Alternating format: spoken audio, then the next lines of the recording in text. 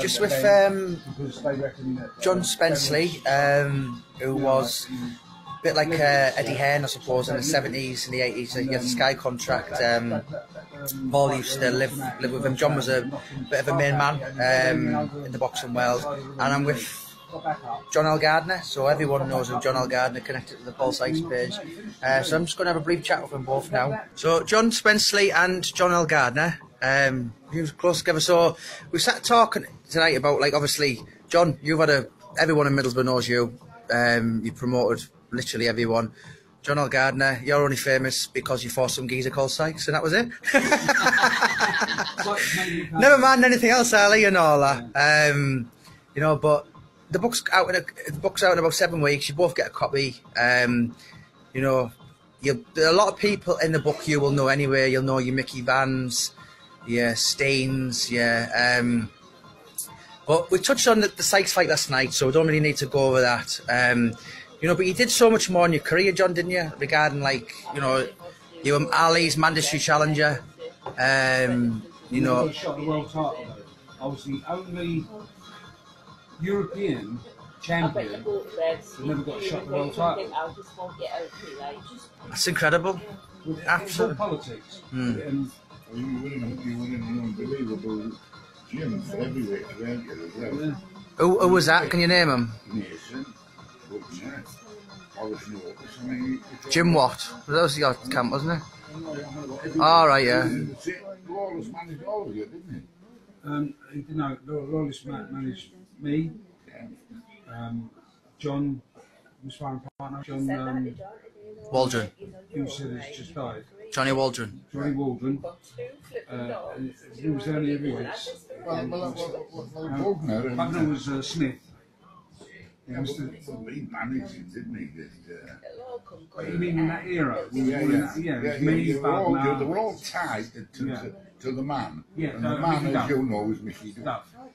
Terry Lawless worked for Mickey Duff, you know what I mean? And you were in a setup where there was a lot of decent heavyweights. There's never been so many good heavyweights in a particular time. In that time, in the late 70s and early 80s. When you think before that, you had Cocker and all them, for about at least 20 years, you had none. Apart from Bruce Woodcock, that was about the last thing you had a lot of moderate heavyweights. But yeah, now, I think, right, when you're a British champion like you were, John, that is like winning a European title. Now, years ago, it was far more prestigious, wasn't it? Well, I couldn't have been that bad because I was rated 6th in the world, and the 5 that were above me were Ali, Foreman, Fraser, Ken Norton, Jerry Quarry. What fighter he was? So that was Larry Holmes, was it? Was it Larry Holmes or was it Jerry Quarry? Yeah, Jerry Quarry, Larry Holmes, all them were above me. And that was the greatest era of heavyweights of all time.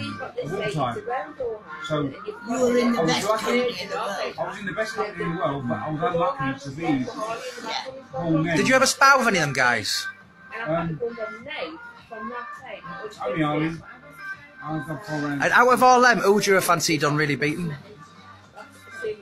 At the time of my prime, Ali. Well, he never gave me a shot, though, did he? He just kept making excuses that he couldn't get a license, and then got a license to fight 2 Americans after me, or an American and a Canadian. You know, I would have definitely been like world champ. I'm not too sure about that. You wouldn't have shown yourself up there. No. To be that in the top 10 in that era when it was then great. When you think of it, Chevalo as well, was a good fighter. when you think what was about him, the fighters when and Martial and by the way, there was no fighters about that. He was fighting old men, you know. And Don Cocker gave him a bit of a run for his money with a bit. So Marciano fought very old men and young men. Do you think Marciano's record's padded a bit generous? Because no, there was no one about. The only man, Nino Valdes, he did avoid Nino Valdes. The same with Henry Cougar. Who was about with Henry Cougar? Billy Walker, Carl Gizzy. Yeah, but before that he had London, Bodell. Dick Richardson. Bodell. Yeah, but just before that we had some good ones that he did do. Dick Richardson. The seats in here are hard. Dick Richardson. I know. Ryan Because he's London. all skinny. McAlinden. You're so gory here when you're Welshman, going yeah. into the back of Well, the... the boxer, I It's thought. because He knocked out Just the lately. neck went over the ropes. he's been in Poland for a week. Welsh boxer, wasn't Neville Mead, was The it? only reason he won three long-tail belts Send me to Poland for a week and I'll come back looking like that. belts outright was because he kept fighting the same people. He fought Bodell about 5 times. Well, I thought it was on the best. Gilzine about 3 times. He fought Billy Walker twice. yeah, And then he got out. John, did you ever spar with Cooper? that's fine. No, Walker. I'll give you a little story about Big Cooper. difference in here. So, yeah, He wanted to manage me. did he? But you sparred with him a lot, didn't you, John? That's probably money, probably. The fella should be in this. Very. Could he hit then? He went, what? He had a good left hook, yeah. I mean, the big gloves, you don't really see it. But yeah, he made it easy now, you know, he kept that ringing in there, he had a good left hook there. And he was a left hand, The littlest one. he wasn't a big, strong fella, but these big fellas now with the nails. Yeah. Outside, are you But because John wasn't the biggest, we were talking last night, and back then, I mean, I was talking to Peter Fury, and he said, "Do you know my brother John, Gypsy John Fury, was 6'3", Paul Sykes was 6'3.5". Them days, that was a big heavyweight, because now they're all 6'8", 6'9", but them days 6'3" was massive. Where it's small these days, isn't it? And obviously, John, you weren't even 6 foot. You know. Same size as Marshall Army, isn't it? Yeah. Half inch under 6 foot. But regarding John's fight with Sykes, you there, weren't you? And you told him clearly. You said, Paul, he's a bit of a tough fella, this Gardner, you know. And you know the funny thing is, I was talking to Peter Fury when he was with Tommy Miller, and Tommy Miller used to rant and rave in frustration for Sykes about years, and he used to say he wouldn't talk boxing. All he'd say is, "Don't worry, I'll kill him. I'll kill him." And that was what he said about him. And you told Paul, said, "Hang on a minute, this fight's going to be hard," and he didn't believe it, did he? Well, he believed a lot. He could save me, he wanted to sell the fight, he wanted the money. I don't think he really believed he could win. Tell him about at the end of the 5th round, before he turned his back on me. Me and John watched the fight last night, and he talked me through it. And I've watched a fight many, many times, and I never clicked on until I talked to him. He said, before he goes out in the 6th round, you can clearly visualise Sykes saying, "I know, but there's nothing I can do." I was told you didn't do it to tell you I was at the fight. Yeah. Well, I was hanging in the book and I was sat in that corner with that Yeah. talking to him. Tommy was too old to get, Tommy was man too old to get up, and then Tommy was with Tommy, and I was with Tommy. And I said to Tommy, and I knew it came from the 5th round. He stopped coming forward. He was gasping for air. He was only fighting in flurries, and you were coming on strong, and you were standing up and cutting. He didn't like them coming up. Well, you can clearly hear Terry Lawless. John said it last night. He said, "Jimmy, you can hear him," and Terry shouting, "Bend your legs, John." And yeah, and John kind of, it's almost like Ricky Hatton to do. What Hatton did is he was on his chest, and he never let him get your leverage, and that was your game plan, wasn't it, John? Yeah. You start bringing them up the middle. But you know, if you watch that fight, Gardner-Sykes, I think I watched it, and Sykes only throws one body shot in the full fight because he was so... We'll have to watch it again. He was so... We're always watching stuff. He thought he was going to knock it out, and I don't know where he got that from, because I've been watching it. But, I mean, I was down Albert Hall every fight night, and in all the big fights in London, when you were on them, when I was top of the building, I watched the building open every week. You were not going to be easy. Man, the beat, I didn't think, you know. But you know, I hold the record there. Fights, 28 fights at the L Gardner. Really? How were you 39? 28 were On there? every show, I have an hour and I was on every show. Yep. Right. On every show, when I first started boxing, I was on every show. Wow. Every show that, since then, 28 Well, they had control, times. they had control of it, didn't they? Yeah. The television and Albert Hall.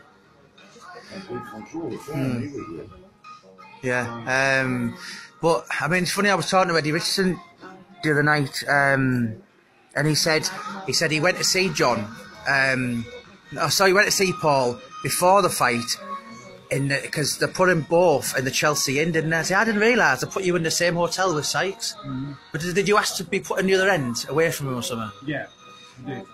And so, on a different floor.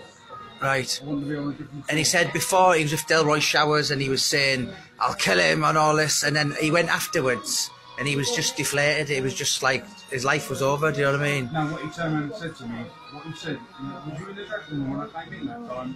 No. After the fight. What he turned around and said, I walked in and went, "Why'd you turn your back on me?" He went, "I didn't turn my back on you. I was bending over to get instructions from the corner." You can tell it, he turned his back on me. Yeah. You know?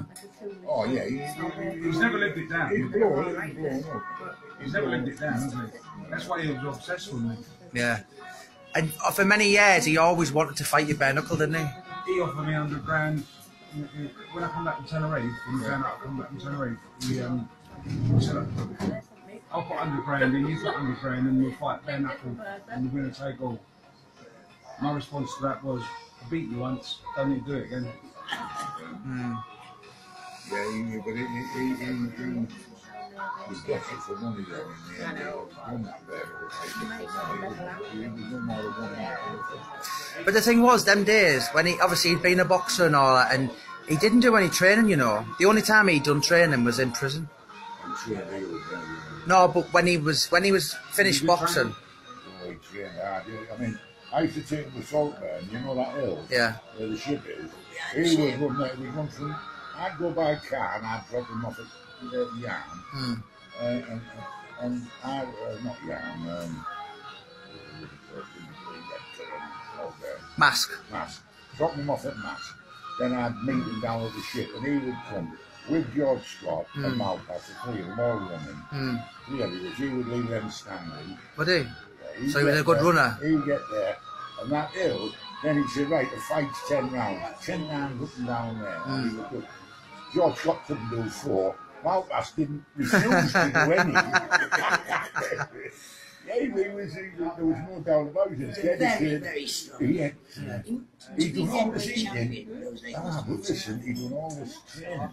Then he'd get a mood with me. He'd say, "You going out?" I'd say, "Yeah, I'm going out to the club. I'll come with you." And then he was pissed out with man. He had no self-control. You know, like so he was drinking 97. I'm going to do that. Yes, he would have a drink then. Yes, I'm not a little drink. He would have a lot. There was no. He did not have it. That's why he went to prison. He had no self-control. Well, you know, if you wear someone up that cannot control their own. Yeah. When I first started boxing, I wanted to be the best. So I wanted to find out the best. So I went to Harley Street, saw a top doctor there, and I just said to him, "Can I ask you, like, you know, about having sex before a fight? You know, is it good for you? Does it relax you, or whatever?" So he turned around and said to me, I can't tell you whether it's good for you or I can't say anything to that. All I can tell you is what it does, having sex, what it does to the male human body. He says, when after a man ejaculates, he loses an equivalent of energy, the same as donating a pint of blood. Is it really? That ain't good. Whereas you need a kip afterwards, and you need like a sweet cup of tea or orange juice, and they say that every time a man ejaculates, he loses an equivalent of energy by donating a pint of blood. And that's where they get the saying, "I'm fucked." Yeah. Right, I didn't know that. Tell me about that boxer that went, don't have sex before a fight, right? Oh, do you remember?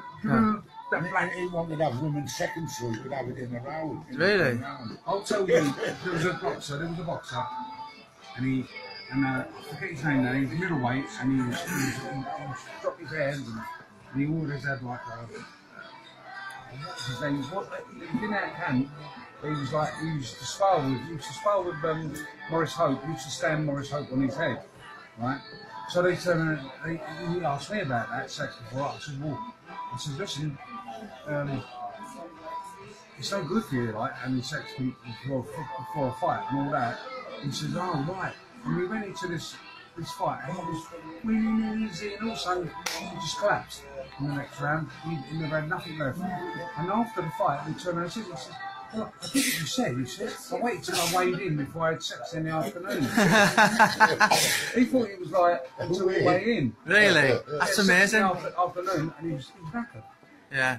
He lost all that energy, and his body couldn't cope with making up the loss of blood. But regarding that fight, John, we're talking about, the Sykes fight was an easy fight for you, wasn't it? It wasn't an hard fight for you, was it? No fight's hard. Sorry, no fight is easy. But I wouldn't say it was an easy fight. It was very predictable.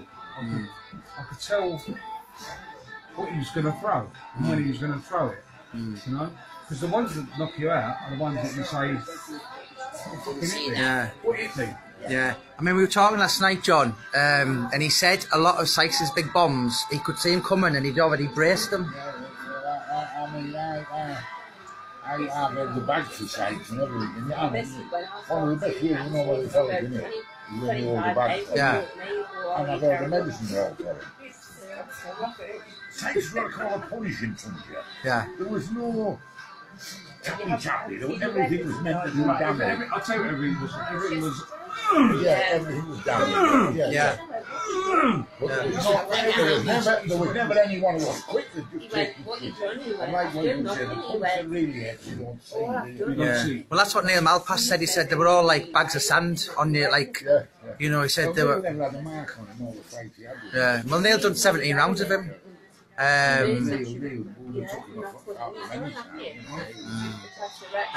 But it's certainly finishing it off. That fight, I suppose, it's in British folklore history, isn't it? He must have had an awful lot of pressure. Yeah. Because of the villain and the settled he lived in England and the villain the Orient. Yeah. And the people around with him, all from Sykes. Yeah. And he was a Londoner, in a strange line. Yeah. I mean, John's even said, he said that the bigger crowds were all Sykes. He said they were. 2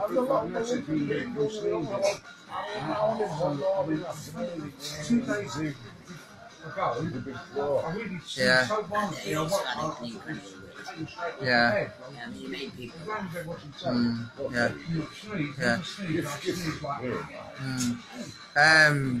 But yeah, it's been good. Thanks very much for that, John. You're welcome. Marvellous. Thanks very much, John.